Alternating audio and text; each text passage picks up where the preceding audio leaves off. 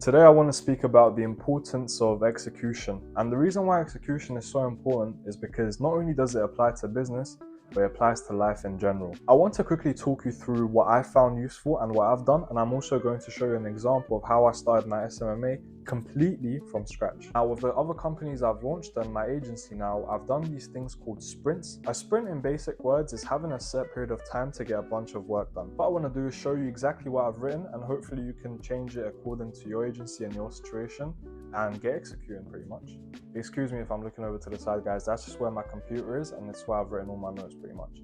So yeah, step one is build an okay looking website. That's exactly what I've done first. I built a website. Now, this is completely up to you. This is just the way that I done it. I found this useful and it worked for me. The reason why I actually made a website first is because it gave me more confidence. You know, when I pitched the clients on a sales call and they asked me for a website, I had something to show to them.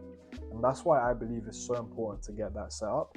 But I would like to just say, do not spend too long on it because it's not the most important thing. Step two was to continue working on the Instagram page and made it look more professional. Now, as I mentioned in one of my previous videos, I believe that having an Instagram presence is really important because that's what you deal with. You deal with social media. So your social media has to look very presentable and it has to look professional because you're representing your work through your social media, if that sort of makes sense. And you having a very unprofessional Instagram or not having an Instagram at all, I believe is a bad reflection on you and you as a company. Step three, I had hire 1 to 2 people who can successfully execute the work, which is the service. And the reason I said 1 to 2 is because your main media buyer may be too busy, or you may, fall out with them, they just don't want to work with you anymore. You can never know what happens in business. So it's good to be prepared. Have 2, 3, 4, as many you have, the better really. Just make sure that they are all qualified to provide the service. Step 5, I had set up email and meeting system. So what this meant was basically organizing my emails, knowing what I'm going to send, how I'm going to execute the emails, and how I'm going to set up my meetings, what I'm going to use to take the meetings on. So yeah, that's also very important. You need to think about that when you're starting out. Then for step 6, I had settle on a niche. Now, settling on a niche is really important. At the beginning, you can kind of be a little bit more free and just work with this person and that person. However, the more niche down you become specialized in a certain niche, and it's also helpful because you can make a name for yourself within that sector. Step 7 and 8 kind of go hand in hand. So step 7 was recruit at least 1 email outreach person. Now, I know that not all of us can do this. You'd have to do your outreach yourself, but that's where step 8 comes in, and that was do immense outreach. 100 to 150 businesses every single day. Step 9 was get the first client.